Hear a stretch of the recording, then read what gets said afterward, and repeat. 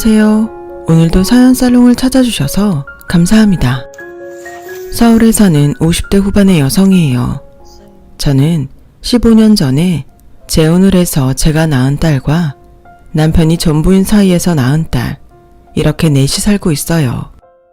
둘 다 저에게는 세상 그 무엇하고도 바꿀 수 없는 소중한 자식들이죠. 이제 올겨울이면 큰아이가 결혼을 한답니다. 제가 곧 장모가 될 거라고 생각하니 기분이 정말 이상한 요즘이에요. 그러다 보니 실패로 끝난 제 첫 결혼 생각이 나서 그 사연을 얘기해 보려고 해요. 저희 아버지는 지방에서 조그맣게 무역업을 하셨어요. 서울의 잘 나가는 집들과 비교할 수 없지만 그래도 나름 풍족하게 자랐죠. 남동생은 머리도 좋고 끈기도 있어서 지역에서도 손에 꼽힐 만큼 공부를 잘했어요. 부모님은 그런 남동생을 밀어주고 싶어 하셨어요. 지수가, 우리 지훈이 서울에서 공부시키고 싶은데 너는 어떡할래? 지훈이만 보내면 네가 섭섭해할 것 같아서 물어보는 거야. 너도 서울 가고 싶으면 같이 보내줄게. 나 공부를 잘하고 싶은 마음은 없는데 서울은 가고 싶어. 그래도 가도 돼? 내가 지훈이도 잘 챙길게. 라며 서울에 가고 싶어서 엄마를 졸랐어요. 엄마는 아버지와 상의 끝에 저희 둘 다 서울에 보내기로 하셨죠. 처음에는 새로운 환경에서 부모님 간섭 없이 둘이 사는 게 너무 좋았는데 시간이 지날수록 엄마 아빠가 저희한테 해주신 일이 얼마나 많은지 절실히 깨달았어요. 청소나 빨래도 그렇고 살다 보니 전구 하나 가는 것도 어렸던 저희한테는 굉장히 어렵고 낯설었죠. 엄마는 일주일에 한 번씩 올라오셔서 저희가 먹을 반찬을 두고 가셨어요. 하지만 얼마 안 가서 엄마가 많이 아프셨고 전처럼 자주 오지 못하게 되셨어요. 엄마, 걱정하지 마. 내가 원래 요리 좀 하잖아. 안 그래도 엄마 너무 무리하는 거 아닌가 걱정했어.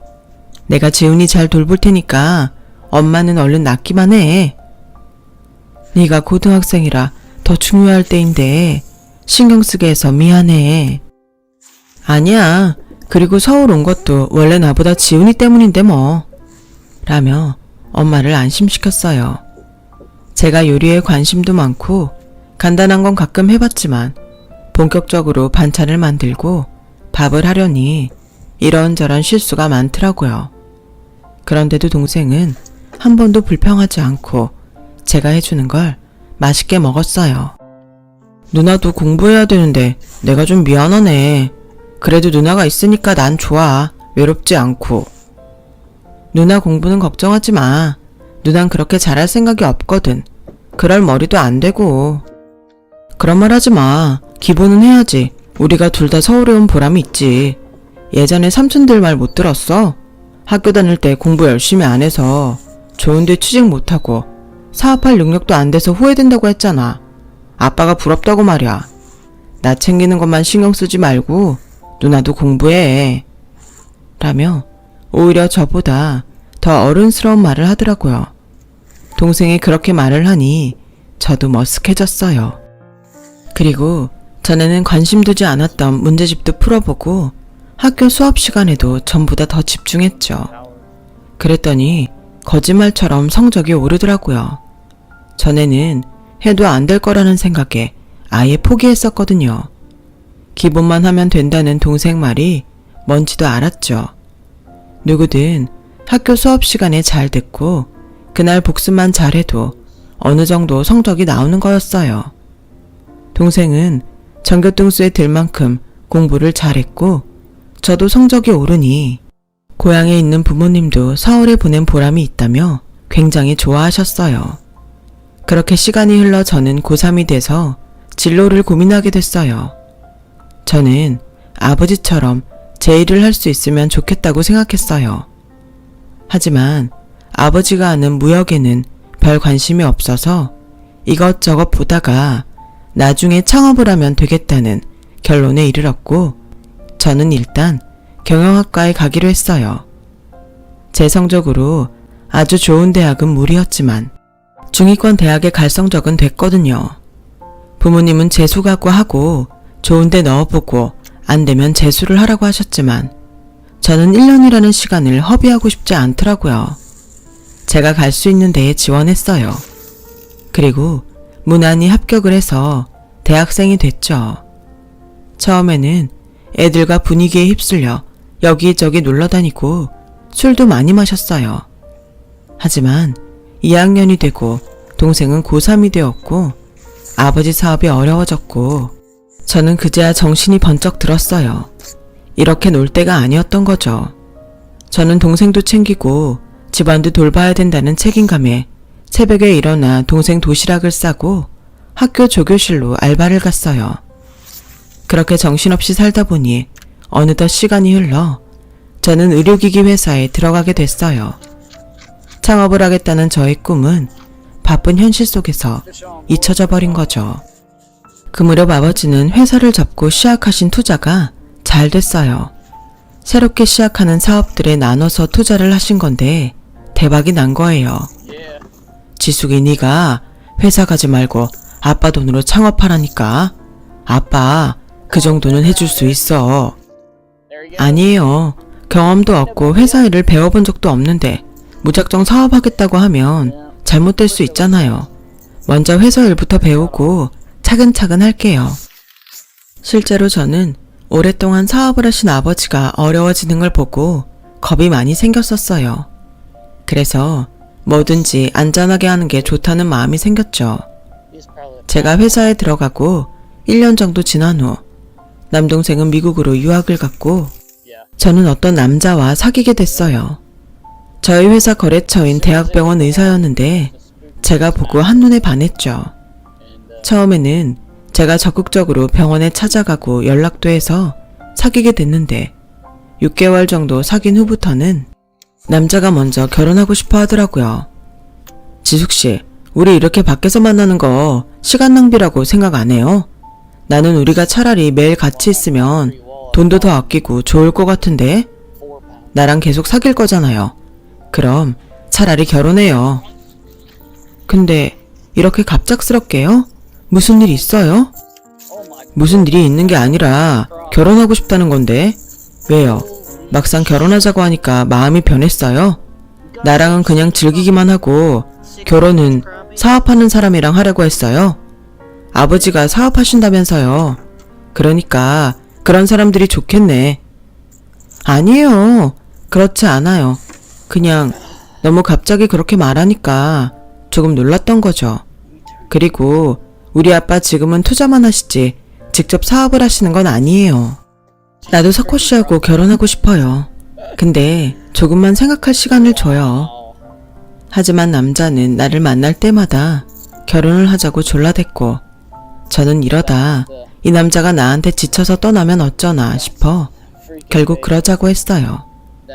남자는 중학생 때 아버지가 돌아가시고 어머니와 단 둘이 살고 있었어요. 홀어머니라 아들에게 집착이 강할 것 같아 긴장했는데 아니나 다를까 집으로 인사를 갔더니 자부심이 굉장하더라고요. 너 우리 아들하고 결혼하려면 혼수 1억하고 석호 외제차는 해와야 된다. 나보고 사고방식이 낡았다고 할지 모르지만 지금도 의사한테 시집 오려면 열쇠 2개, 3개 이런 얘기를 다들 해. 난 그거에 비하면 정말 소박한 거야. 라고 대놓고 얘기하는데 진짜 말문이 막히더라고요. 엄마는 무슨 사람 보자마자 그런 얘기를 해. 지숙씨 놀라겠네. 지숙씨 집 그렇게 예의 없는 집안 아니야. 아버지도 사업하셨고 남동생은 지금도 미국에서 공부하는데 그렇죠 지숙씨? 라는데 우리 집에서 혼수를 제대로 안 하면 안 되겠구나 그런 생각이 들더라고요. 그때는 제가 너무 순진했던 것 같아요. 부모님도 의사사회라고 하니까 그 정도는 해야 되지 않겠냐고 하셨어요. 엄마는 네가 혼수 문제로 그 집에 가서 괜히 눈치 받는 거 싫어. 해달라고 하는 건 깔끔하게 다 해가지고 가. 우리가 돈이 없는 것도 아닌데 뭐하러 그런 취급을 받아? 넌 걱정 말고 결혼식 준비나 잘해. 라시며 남자 어머니가 해달라고 한 밍크코트에 비치에 옥 보석 세트까지 전부 맞춰서 보내셨어요. 저는 제 결혼이 꼭 돈하고 맞바꾸는 것 같아서 기분이 썩 좋지는 않았지만 나이 든 부모님들은 그런 걸 당연하게 생각하니 어쩌겠나 싶은 마음이 들었어요. 그런데 결혼하자마자 시어머니는 저한테 아이부터 낳으라고 볼 때마다 잔소리를 하더라고요. 회사 그만두고 아이 가질 생각해. 늦게 가지면 좋을 거 하나도 없어. 석화한테 건강한 후계자를 만들어주려면 빨리 해야 돼. 어머니, 아이라는 게 그렇게 자꾸 말씀하신다고 생기는 거 아니잖아요. 저희 결혼한 지 얼마 되지도 않았는데 조금 기다려주세요. 얘봐라. 너 어디서 그렇게 따박따박 대드니? 니네 엄마가 그렇게 가르쳤니? 네가 좀 집이 산다고 나랑 석호 우습게 보는 거냐? 그런 게 아니라요. 제 입장을 말씀드리는 거예요. 됐다. 아주 사람 민망하게 만드는데 체주가 용하구나. 니들 잘 사는 사람들은 남 무시하는 게 보통인가 본데 우린 아니다. 어디서 그렇게 가정교육 못 배운 티를 팍팍 내는 거냐? 시댁도 못 사는 집이 아니었는데 번번이 저런 식으로 말을 하니 제가 당해낼 재간이 없었어요. 남편은 그나마 자기 어머니가 깐깐한 걸 알고는 있더라고요. 당신이 고생 많은 거 알아. 엄마가 좀 생각이 옛날 스타일인데 어쩌겠어. 노인한테 고치라고 할 수는 없잖아. 그거야 나도 알지만 너무 힘들게 하시니까 그렇지. 시간 더 지나면 서로에 대해 알아가고 익숙해질 거야. 그나저나 난 요새 병원 근무가 너무 힘들다. 대학병원 내 정치질도 빡세고 동기들 하나 둘씩 개원하기 시작하는데 부럽더라. 당신 장인어른한테 얘기 좀 잘해서 나 개원하는데 투자해 주셨으면 좋겠는데. 뭐 얘기는 해볼 수 있는데 무슨 계획이라도 있어? 그건 지금부터 생각해보면 되잖아. 당신 얘기해 줄 수 있는 거지? 지금부터 생각이라니. 그럼 아무 계획도 없이 무조건 개원하겠다고 하는 거야? 그럼 안 되지. 아빠한테 확실히 얘기할 수 있는 게 있어야지. 어디에 개원할 거고 어떤 식으로 운영하고 한 달 수입은 얼마 예상한다. 이 정도라도 있어야 되지 않겠어? 아, 진짜 그렇게 빡빡하게 굴 거야? 설마 장인어른이 사위인 나한테 그렇게까지 하신다고? 당신이 이렇게 하나하나 따지고 피곤하게 구니까 우리 엄마도 속상해서 더 그러는 거 아니야. 진짜 나도 섭섭하려 그러네. 라며 도리어 삐져서 다음날까지 저한테 말도 안 하는데 저는 정말 제가 큰 잘못이라도 한 것만 같더라고요. 별 수 없이 제가 대충 개원 계획서를 짜서 친정으로 들고 갔어요. 사위가 병원 낸다는데 해줄 수 있는 건 당연히 해줘야지. 근데 하고 싶으면 자기가 와서 당당히 말해야지. 널 내세우는 게 마음에 들지 않는다. 그이가 요새 많이 바쁘대. 병원 일이 많이 힘든가 봐요. 이해해 주세요. 제 말에 아버지는 한숨을 푹 쉬더니 알았다고 하셨어요. 아버지의 허락이 떨어지고 남편은 신이 나서 대학병원 관둘 준비를 했고 강남에 상가를 알아보고 개원 준비를 할 무렵 저는 임신 사실을 알았어요. 친정에서는 다들 축하해줬는데 그렇게 닥달을 하던 시어머니는 너 이제부터 정말 뭔가 좀 조심해야 된다. 첫 아이가 유산 잘 되는 거 알지? 어디 나서고 돌아다니지 말고 남편이 하는 일에도 아무 말 하지 말고 네가 입이 좀 방정이잖냐. 그러니까 개원도 출산도 잘 되려면 네가 잘해야 되는 거야. 알았어? 라며 겁만 주더라고요.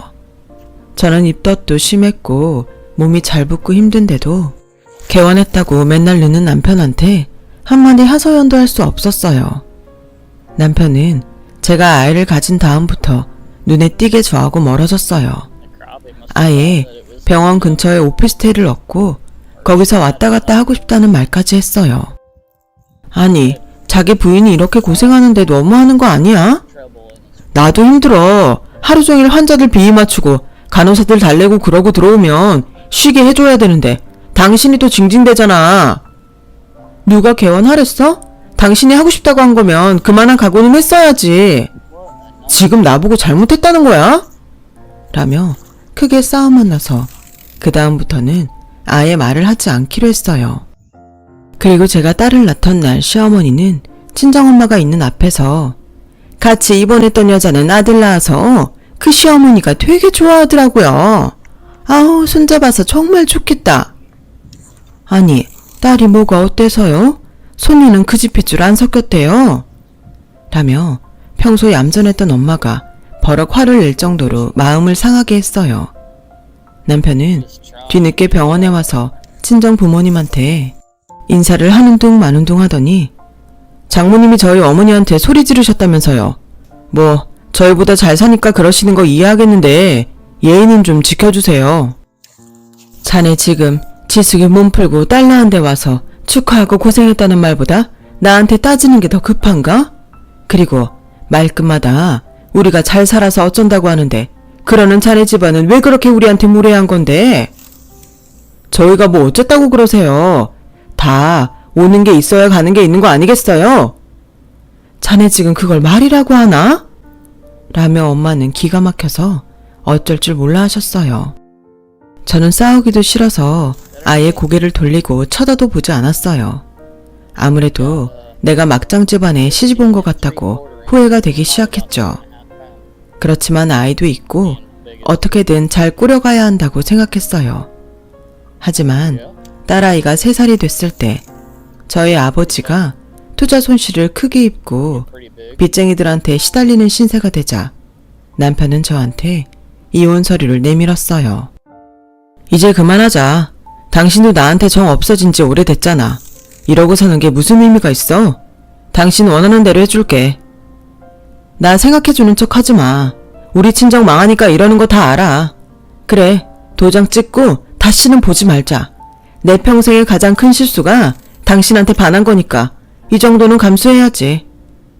하지만 시어머니는 제가 생활비를 헤프게 쓰고 남편 뒷바라지를 안 했다며 변호사를 선임해서 위자료를 거의 못 받게 만들었어요. 너 나한테 서운할 수도 있는데 나도 어쩔 수 없어. 이렇게 법적으로 확실히 해놔야 네가 나중에 양육비 뭐니 딴소리 안 할 거 아니냐? 라는데 완전히 정이 떨어지고 말았어요. 그런데 시댁이 모르는 게 하나 있었어요. 아버지 일은 힘들게 되고 잠시 빚쟁이들에게 시달렸지만 제 동생이 한국에 돌아와서 당시 뜨기 시작한 벤처 사업을 하며 돈을 많이 벌고 있었다는 걸요. 아이를 낳은 후 이미 마음이 식은 저는 남편과 시어머니가 어떤 사람들인지 어느 정도는 감을 잡았고 그건 저희 친정도 마찬가지였어요. 동생이 돈을 잘 번다는 걸 알면 어떻게 나올지 보였거든요. 그동안 고생 많았다. 네가 어떻게든 가정을 꾸려가려고 노력한 거 다 알아. 근데 저런 사람들하고는 연을 끊는 게 더 낫다. 세상 사람들이 애 딸린 이혼녀라고 하는 게 뭐가 어떠냐? 남의 말보다 네가 앞으로 어떻게 사느냐가 훨씬 중요해. 엄마는 저와 딸아이를 안아주셨어요. 아버지 투자 손실은 우선 동생이 메꿔줬고 그 사이 주식과 부동산이 잘 돼서 아버지는 빚을 다 갚고 안정을 찾으셨어요. 지수가, 이제는 너도 네 일을 해봐도 될 것 같지 않냐? 아버지는 이제 다른 사람들한테 돈을 대주느니 망해도 내 딸한테 투자해보고 싶구나. 라며 저보고 일을 해보라고 밀어주셨어요. 저는 그제야 제 사업을 하고 싶어서 경영학과를 갔던 게 떠올랐고 여러 가지를 검토해보고 건강식품 사업을 시작했어요. 당시 웰빙 열풍이 막 불기 시작했던 터라 친환경 건강식품은 강남을 중심으로 입소문을 타며 점점 번창해 갔어요. 저희는 건강 곡물과 김을 중심으로 종류를 늘려갔어요. 어려운 때도 있었지만 저는 나름 고비를 잘 넘겨가며 사업을 계속했고 어느덧 8년이라는 시간이 흘러 저희 회사도 안정적으로 자리를 잡았어요. 그러던 어느 날 동생이 저한테 제안을 했어요. 우리 회사가 들어갈 건물을 알아보고 있는데 우리는 3층 정도 쓰면 되니까 누나네 회사가 들어오면 어때? 그러면 나야 좋지. 나도 건물 사는데 보탤게. 아니야, 안 그래도 돼. 그냥 같이 있자는 건데 뭐. 그래도 계산은 확실히 해야지. 어차피 우리 회사 들어있는 보증금 뺄 건데 거기에 조금만 더 보태서 낼게. 그래야 내 마음도 편해. 결국 동생은 제 말대로 하기로 했고 저희는 본격적으로 건물을 알아보기 시작했어요. 그렇게 몇 달간 건물을 찾은 끝에 저희 회사와 동생 회사가 쓸만한 아담한 건물을 찾을 수 있었어요. 저와 동생은 날을 잡아서 같이 부동산을 찾아갔죠. 저희에게 건물을 보여준 중개인은 어떻게든 저희를 잡아야겠다고 생각했는지 자기가 점심을 대접하겠다고 하더라고요. 저나 동생이나 바빠서 괜찮다고 몇 번이고 사양했지만 그럼 다른 날이라도 먹자며 기어이 저희를 식사 자리에 초대했어요. 식사를 마치고 나서 헤어지기 전 중개인은 사장님들 그 건물 정말 잘 사시는 거예요. 제가 주인한테도 잘 말해서 더 좋은 조건 제시해 드릴게요. 저는 사장님들 잘 사귀어두면 좋겠다 싶어서 이렇게 자리를 마련한 거고요. 듣자 하니까 아버님이 부동산 투자도 하신다던데 저희한테 연결 좀 잘해주세요. 잘 부탁드릴게요. 라며 90도로 인사를 하더니 어디론가 전화를 하더라고요. 할머니 어디쯤 왔어요? 빨리 오라니까 뭐 하시는 거예요? 저 여기 다 왔잖아요. 말씀하신 선물 찾아갖고 왔어요. 라는 목소리가 들렸고 저와 동생은 목소리의 주인공을 보고 정말 놀라지 않을 수가 없었어요. 그 사람은 바로 제 전 시어머니였거든요. 시어머니도 절 알아보더니 놀라서 입만 벌리고 서 있었고 부동산 중개인은 시어머니 손에서 쇼핑백을 뺏듯이 가져와 저희에게 건넸어요. 이거 약소하지만 사장님들하고 부모님 쓰시라고 제가 준비했어요. 잘 부탁드린다고 말씀 좀 잘해주세요. 저희는 시어머니와 더 마주치고 싶지 않아서 선물을 받아들고 서둘러 자리를 떴어요. 그런데 어떻게 알았는지 시어머니가 저와 딸이 사는 아파트 앞까지 찾아왔어요. 이게 얼마만이냐? 그동안 별일은 없었고 우리 세연이 얼마나 컸나 궁금도 하고 그래서 와봤어. 이렇게 오실 수 있는데 이제야 세연이가 궁금했다고요? 그걸 제가 믿을 것 같아요? 돌아가세요. 제가 현관문을 닫으려고 하자 제 팔을 붙잡으며 오랜만에 만났는데 왜 이렇게 쌀쌀맞게 구니? 그러지 말고 어디 가서 차라도 한잔하자. 응? 혹시 잊으셨어요? 제가 양육비 달라고 할까봐 저보고 가정 소홀히 했다면서 돈도 못 받게 만들었잖아요. 다시는 찾지 말라고 한 사람하고 제가 무슨 차를 마셔요? 그땐 내가 정말 미안했다. 잘못했어. 니네 부모님한테도 잘못했고 내가 몇 번이고 사죄하마. 할머니 이제 늦었어요. 그러니까 그만 가보세요. 라며 냉정히 끊어냈죠. 그랬더니 다음 날에는 전 남편이 찾아왔더라고요. 그 사람은 전과 달리 어딘가 초췌해 보였어요. 나 세연이 한 번만 보게 해줘. 어떻게 컸는지 너무 보고 싶어서 그래. 여태까지 가만히 있다가 나랑 내 동생 건물 보러 간 다음에 이러는 거 너무 속 보이잖아요. 세연이가 그쪽 볼 일 없으니까 그렇게 아세요. 저기 그래도 당신이 나 많이 좋아해서 결혼했잖아. 그런 마음이 아주 없어지진 않았을 거 아니야. 그러니까 한 번만 나 봐주는 셈 치고 돈 좀 빌려줄 수 있을까? 내가 차용증이라도 써서 줄게. 그럼 그렇지. 돈 얘기가 왜 안 나오나 했네. 그때 그만큼 해먹었으면 됐지. 어떻게 또 나한테 돈 달라는 말이 나와? 그것도 8년이나 지나고 보는데 이봐요 아저씨 정신 차려요. 인생 그렇게 사는 거 아니에요. 매몰차게 끊는데 딸아이가 나오더라고요. 그러자 전 남편은 딸을 붙잡고서 지수가 내 마지막 부탁이야. 나 얘 아빠잖아. 그런 사람 부탁 한 번은 들어줄 수 있잖아. 애 생각해서라도 마음 풀어. 너 당장 그 손 못 대? 세연아 이리 와. 라고 하자 딸은 전 남편 손에서 빠져나오려고 했고 전 남편은 딸은 놔주지 않았어요. 세연아 내가 아빠야 아빠. 이거 나요. 딸이 소리 지르자 전 남편은 놀라서 아이를 놓았고 딸은 얼른 저한테 안겼어요. 당신은 얘 아버지도 아니야. 그러니까 좋게 말할 때 돌아가. 아니면 경찰 부를 테니까. 라고 엄포를 놓자 남편은 어쩔 수 없다는 듯 돌아갔어요. 알고 보니 남편은 병원 운영을 허술하게 해서 환자도 다 놓쳤고 재혼한 다음에 환자와 바람을 핑계 들켜서 이혼을 당한 후 막대한 위자료를 물어줬다고 해요. 그래서 시어머니가 중개인 집에서 도우미로 일하고 있었던 거고요. 남편은 다른 병원의 폐의닥터로 일하면서 근근히 살아간다더군요. 두 사람은 몇 번이나 연락을 하며 찾아왔지만 저희는 아예 법원에 접근금지 명령을 신청해서 오지도 못하게 했어요. 전 남편은 딸아이가 노으라며 소리 지른 게 충격적이었던 모양이더라고요. 한 번은 전화해서 아버지 노릇 못해서 미안하다고 하는데 그래도 저는 마음을 굳게 먹고 다시 그 사람을 돌아보지 않았어요. 그 뒤로 두 사람의 소식은 들을 수 없었어요. 지방 어디로 갔다는 얘기가 있긴 했는데 굳이 알려고 하지 않았고요. 저는 몇 년 후 지금의 남편을 만나서 그 후로 알콩달콩 잘 살고 있답니다. 지금의 행복을 잘 지켜가려고 노력하겠습니다. 들어주신 모든 분들 감사드리고요. 모두 건강하고 행복하시길 바랄게요. 여러분, 사연 댓글에 응원과 현명한 조언 부탁드려요. 좋아요와 구독은 저에게 큰 힘이 됩니다. 오늘도 좋은 일 가득하세요.